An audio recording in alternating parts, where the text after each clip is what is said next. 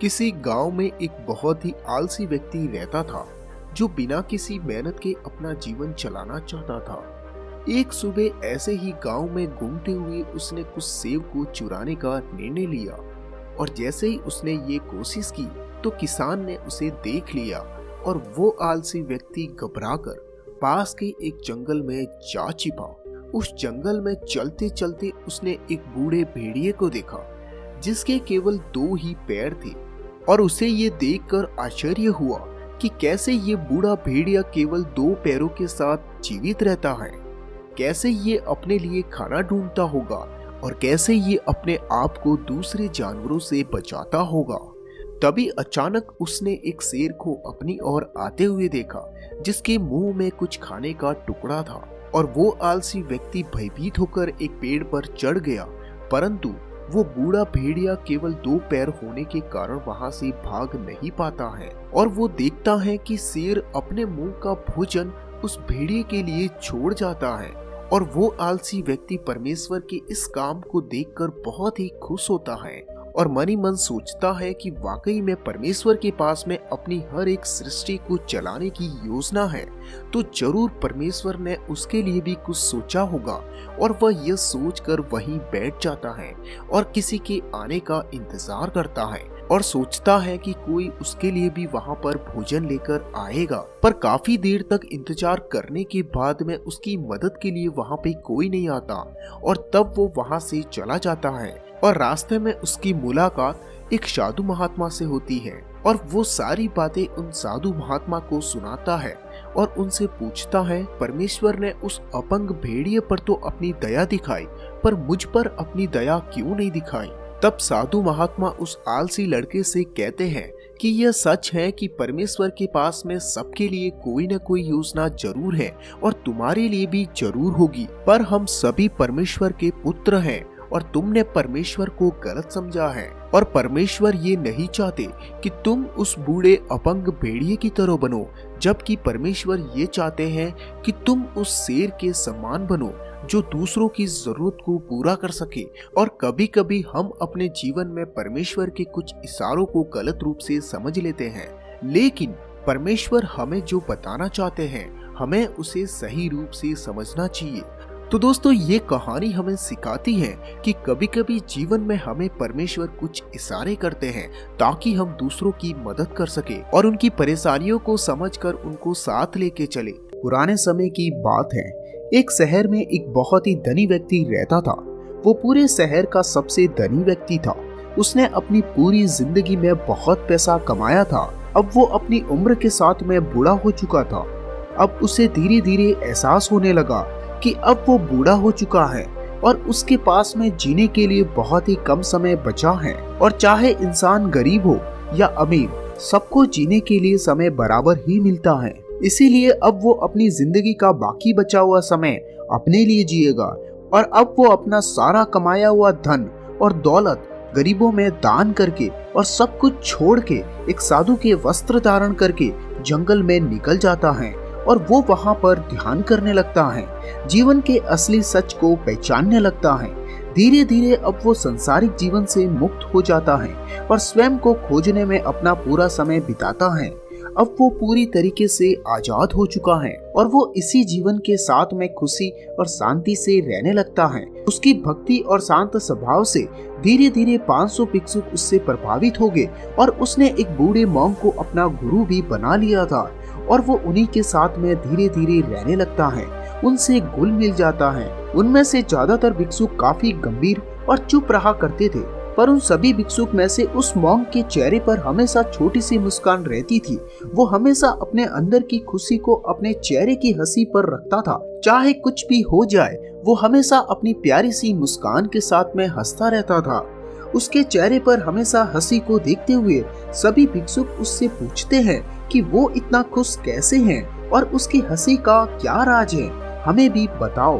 तभी वो मॉन्क मुस्कुराता है और उन सभी से कहता है कि अगर मैंने इसका राज तुम सभी को बता दिया तो तुम सभी मुझ पर विश्वास नहीं करोगे और अगर तुम सभी ये सोचोगे कि मैं झूठ बोल रहा हूँ तो मेरे गुरु का अपमान होगा वहीं पर उन सभी के बूढ़े मॉन्क गुरु को इस मॉन्क की हंसी का कारण पता था कि उसके चेहरे से उसकी हंसी को मिटाया नहीं जा सकता, और इसीलिए उस बूढ़े मॉन्क गुरु ने अपना खास शिष्य उस मॉन्क को बना रखा था।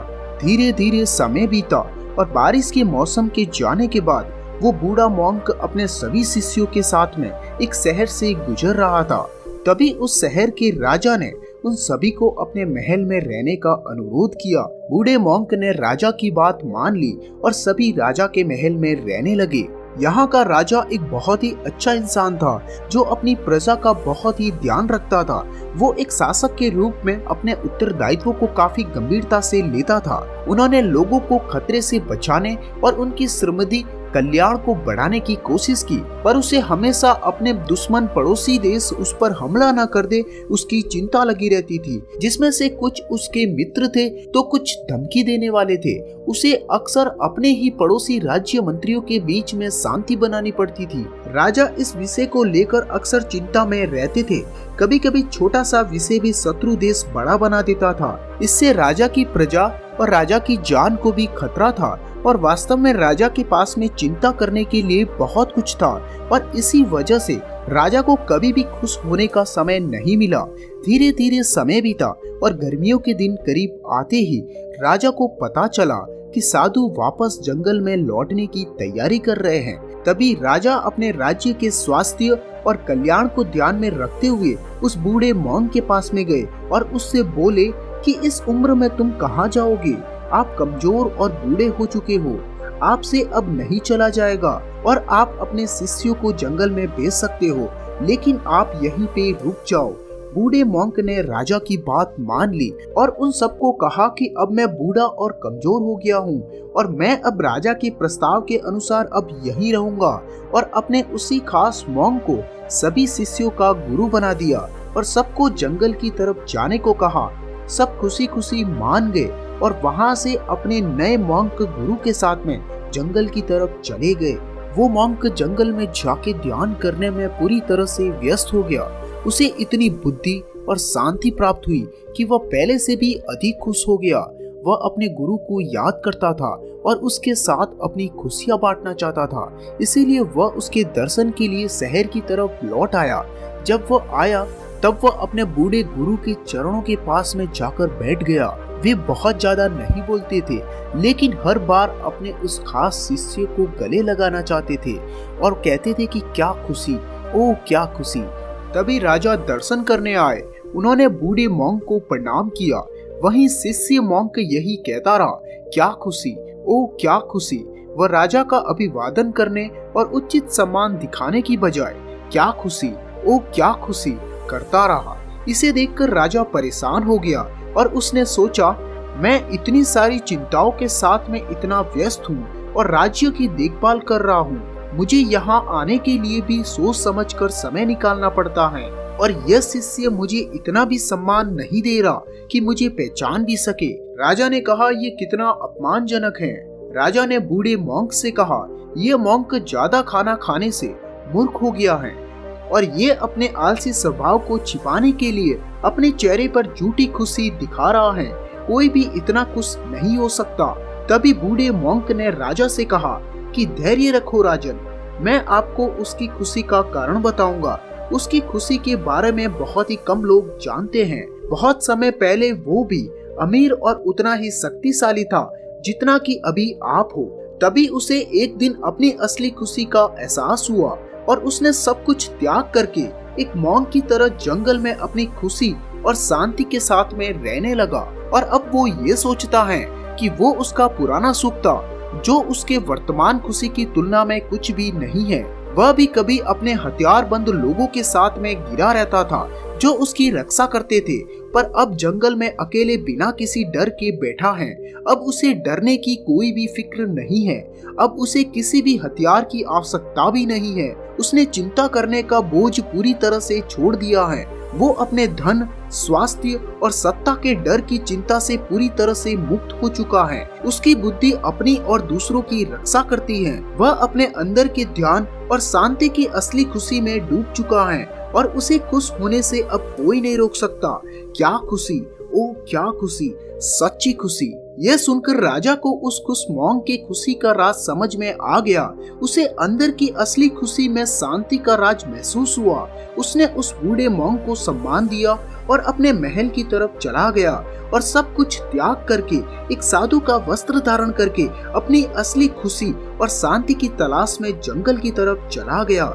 तो दोस्तों, इस कहानी से हमें ये सीखने को मिलता है कि अगर हम धन से प्यार करते हैं और धन को ही सब कुछ समझ लेते हैं तो वो हमारी बाहर की खुशी है, और अगर हमें अंदर की खुशी ढूंढनी है तो वो हमारे अंदर ही है, और हमें अपने अंदर की खुशी को ढूंढ के उसी के साथ में चिंता से मुक्त खुशी और शांति में जी। बहुत समय पहले की बात है, पुराने चाइना के नॉर्थ प्रोविंस में 3 मॉन्क रहा करते थे। उनका नाम किसी को नहीं पता था, क्योंकि उन्होंने कभी अपने बारे में कुछ बताया ही नहीं। उन्होंने कभी किसी बात का जवाब नहीं दिया। चीन में बस उन्हें हंसते हुए भिक्षुओं के नाम से जाना जाता था। वे तीनों सिर्फ एक ही काम करते थे, एक गांव में प्रवेश करते, बाजार के बीचों बीच खड़े होते और हंसना चालू कर देते। वे अपने पूरे अस्तित्व के साथ हंसते थे। अचानक लोगों का ध्यान उनकी तरफ खींचा चला आता और धीरे धीरे उनके चारों तरफ एक बड़ी भीड़ इकट्ठा हो जाती। वे इतनी एकाग्रता, तल्लीनता और संपूर्णता के साथ हंसते थे कि उनकी हंसी देखकर सारा गांव हंसने लग जाता। जब वो पूरा गांव हंसी के समुद्र में डूब जाता तो वे दूसरे गांव चले जाते। वे ना तो कुछ बोलते थे, ना ही कुछ उपदेश देते और ना ही कुछ शिक्षा। वे जहां भी जाते अपनी हंसी से एक ऐसा माहौल बना देते कि लोग सारे दुख दर्द भूलकर बस हंसने लग जाते। धीरे धीरे चाइना के लोग उन्हें बहुत प्यार करने लगे और वे पूरे चाइना में फेमस होते गए 3 लाफिंग मॉन्ग के नाम से। चाइना के लोग उन्हें प्यार करते, उनका सम्मान करते। इससे पहले और उनके बाद कभी भी किसी ने इस तरह से प्रसार नहीं किया कि जीवन एक हंसी होना चाहिए और कुछ नहीं। वे विशेष रूप से किसी पर नहीं हंसते थे, वे बस हंसते थे जैसे कि उन्होंने ईश्वर के मजाक को समझ लिया हो, और उन्होंने एक शब्द का उपयोग किए बिना पूरे चाइना में इतना आनंद फैला दिया जितना आज से पहले किसी ने ना फैलाया हो। लोग उनका नाम पूछते लेकिन वे बस हंसते, तो उनका नाम बन गया 3 हंसते हुए भिक्षुक, 3 लाफिंग मॉन्ग। पूरे चाइना में घूम घूम कर लोगों को हंसाते हुए समय के साथ वो बूढ़े हो गए, और एक रात जब वे एक गांव में ठहरे हुए थे तो उन तीनों में से एक भिक्षुक की मौत हो गई। पूरा गांव दंग रह गया। पूरा गांव बहुत ही ज्यादा उम्मीद कर रहा था, क्योंकि उन्हें लगता था कि जब उनमें से एक की मृत्यु हुई होगी तो बाकी 2 जरूर रोएंगे, और ये देखने लायक होगा, क्योंकि किसी ने कभी भी इन तीनों को रोते हुए नहीं देखा था। जब सुबह हुई तो पूरा गांव इकट्ठा हुआ, लेकिन दोनों भिक्षुक तीसरे के लाश के पास खड़े होकर जोर जोर से हंस रहे थे। ऐसी हंसी जैसी उन्होंने आज से पहले कभी ना हंसी हो। गांव के कुछ बड़े बुजुर्गों ने उन्हें समझाने की कोशिश की कि ये आपका साथी था और इसकी मृत्यु पर आपको हंसना नहीं चाहिए। तब पहली बार उन भिक्षुओं ने लोगों से बात की और कहा, हम हंस रहे हैं क्योंकि ये आदमी जीत गया। हम हमेशा ये सोचते थे कि पहले कौन मरेगा, लेकिन इस आदमी ने पहले मरकर हमें हरा दिया। हम अपनी हार और इसकी जीत पर हंस रहे हैं। इसके अलावा ये कई वर्षों तक हमारे साथ रहा। हम एक साथ हंसे, हमने एक दूसरे की मौजूदगी, उपस्थिति का आनंद लिया। उसे अंतिम विदा देने का इससे बेहतर तरीका और क्या हो सकता है। हम केवल हंस सकते हैं, लेकिन पूरा गांव उदास था। जब मृत्यु भिक्षुक के शरीर को अंतिम संस्कार के लिए चिता पर लेटाया गया तो सारे गांव वालों को ये एहसास हुआ कि शेष 2 भिक्षुक केवल मजाक नहीं कर रहे थे, वो तीसरा जो मृत था वह भी हंस रहा था।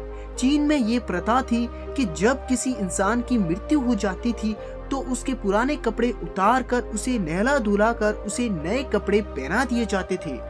लेकिन मरने से पहले उस भिक्षुक ने अपने साथियों से अपने कपड़े ना बदलने के लिए कहा था। तीसरे भिक्षुक ने कहा था, मुझे स्नान मत करवाना, क्योंकि मैं कभी अशुद्ध हुआ ही नहीं। मेरे जीवन में इतनी हंसी आई कि कोई अशुद्धता जमा हो ही नहीं सकती थी। मैंने कोई धूल जमा नहीं की है। हंसी हमेशा ताजा होती है, इसीलिए मुझे नहला कर कपड़े मत बदलना। जब उस तीसरे भिक्षुक के शरीर पे आग लगाई गई तो पूरे गांव को ये पता चला कि उस भिक्षुक ने मरने से पहले अपने कपड़ों में कुछ पुराने चीनी पटाखों को छिपा के रखा था, जो आग लगने के बाद फटकर आसमान में रंग बिरंगे कलरों में फैल गए। और ये देखकर एक बार फिर पूरा गांव जोर जोर से हंसने लगा। तो इस तरह से वो तीसरा मोंग मरने के बाद में भी सारे गांव वालों को हंसा गया। और ये देखकर शेष दोनों भिक्षुओं ने कहा, चालाक आदमी, तुम मर चुके हो, लेकिन तुमने हमें एक बार फिर हरा दिया। तुम्हारे द्वारा गांव वालों के चेहरे पर पैदा की गई ये हंसी आखिरी हंसी थी। एक बार एक बच्चे ने अपने पापा से पूछा कि पापा, मेरी लाइफ की क्या वैल्यू है? तभी पापा ने कहा कि अगर तुम सच में अपने जिंदगी की कीमत समझना चाहते हो तो मैं तुम्हें एक पत्थर देता हूँ। तुम इस पत्थर को लेकर मार्केट में चले जाना, और अगर कोई इसकी प्राइस पूछे तो तुम कुछ भी मत कहना, बस अपनी 2 उंगली खड़ी कर देना। वो लड़का मार्केट गया। वो कुछ देर तो वहाँ ऐसे ही बैठा रहा, लेकिन कुछ देर के बाद ही एक बूढ़ी औरत उसके पास आई और उस पत्थर का प्राइस पूछने लगी। वो लड़का एकदम चुप रहा, उसने कुछ भी नहीं कहा और अपनी 2 उंगलियां खड़ी कर दी। तभी वो बूढ़ी औरत बोली, 200 रुपए? ठीक है, इस पत्थर को मैं तुमसे खरीद लूंगी। वो बच्चा एकदम से शॉक हो गया। एक पत्थर की कीमत 200 रुपए, जो कि पत्थर जनरली कहीं पर भी मिल जाता है, लेकिन उसका प्राइस 200 रुपए। वो तुरंत अपने पापा के पास गया और बोला, पापा, मुझे मार्केट में एक बूढ़ी औरत मिली थी और इस पत्थर के 200 रुपए देने को तैयार थी। पापा ने कहा, इस बार तुम इस पत्थर को म्यूजियम में लेके जाना, और अगर कोई इसका प्राइस पूछे तो कुछ मत कहना, बस अपनी 2 उंगली खड़ी कर देना। वो लड़का म्यूजियम में गया और वहाँ पर एक आदमी की नजर उसके हाथ में रखे पत्थर पर पड़ी, और तभी उसने उस पत्थर का प्राइस पूछा। वो बच्चा एकदम चुप रहा और उसने अपनी 2 उंगलियां खड़ी कर दी। तभी वो आदमी बोला, 20,000 रुपए? ठीक है, मैं तुम्हें पत्थर के 20,000 देने को तैयार हूँ। ठीक है, मैं तुम्हें इस पत्थर के बदले में 20,000 रुपए देने के लिए तैयार हूँ। ये पत्थर तुम मुझे दे दो। वह लड़का फिर से चौंक गया और जाकर अपने पापा से कहा कि पापा, म्यूजियम में मुझे एक आदमी मिला था और इस पत्थर के 20,000 देने को तैयार था। तभी उसके पापा ने कहा कि अब मैं तुम्हें एक आखिरी जगह पे भेजना चाहता हूँ, और अब तुम्हें जाना है कीमती पत्थरों की दुकान पर, और अगर वहाँ पर भी तुमसे कोई इसका प्राइस पूछे तो तुम कुछ भी मत कहना, बस अपनी 2 उंगली खड़ी कर देना। वो लड़का जल्दी से कीमती पत्थरों की दुकान पर गया और उसने देखा कि एक बूढ़ा आदमी था जो काउंटर के पीछे खड़ा था। जैसे ही उस बूढ़े इंसान की नजर उस पत्थर पर पड़ी, वो एकदम शॉक हो गया। वह काउंटर से बाहर निकला और तुरंत उस बच्चे के हाथ से वह पत्थर छुड़ा लिया और बोला, ओह माय गॉड, इस पत्थर की तलाश में मैंने अपनी पूरी जिंदगी गुजार दी। कहाँ से मिला तुम्हें ये पत्थर और क्या प्राइस है इसका? कितना लोगे तुम इस पत्थर के लिए? वह बच्चा तब भी चुप रहा और अपनी 2 उंगली खड़ी कर दी। तभी वो बूढ़ा आदमी बोला, कितने? 2 लाख? ठीक है, मैं तुम्हें इसके लिए 2 लाख देने को तैयार हूँ। प्लीज तुम मुझे इस पत्थर को दे दो। उस लड़के को अपनी आंखों पर विश्वास नहीं रहा था। वह जल्दी से अपने पापा के पास पहुंचा और बोला, पापा, वो बूढ़ा आदमी इसके लिए मुझे 2 लाख देने को तैयार है। तभी उसके पापा ने कहा, क्या तुम अब समझे अपनी लाइफ की वैल्यू? आपकी लाइफ की वैल्यू इस बात पर डिपेंड करती है कि आप अपने आप को कहाँ रखते हैं। ये आपको डिसाइड करना है कि आपको 200 रुपए का पत्थर बनना है या फिर 2 लाख का। जिंदगी में ऐसे बहुत सारे लोग होते हैं जो आपसे बहुत प्यार करते हैं, उनके लिए आप सब कुछ हैं, और कुछ लोग ऐसे भी होते हैं जो आपको सिर्फ एक वस्तु के रूप में उपयोग करेंगे, उनके लिए आप कुछ भी नहीं हो। ये आपके ऊपर डिपेंड करता है कि आपके लाइफ की वैल्यू क्या होगी। दोस्तों, आपको ये कहानी कैसी लगी नीचे कमेंट करके जरूर बताना, और ऐसी और कहानियों के लिए चैनल को सब्सक्राइब करके बेल आइकन जरूर दबाना।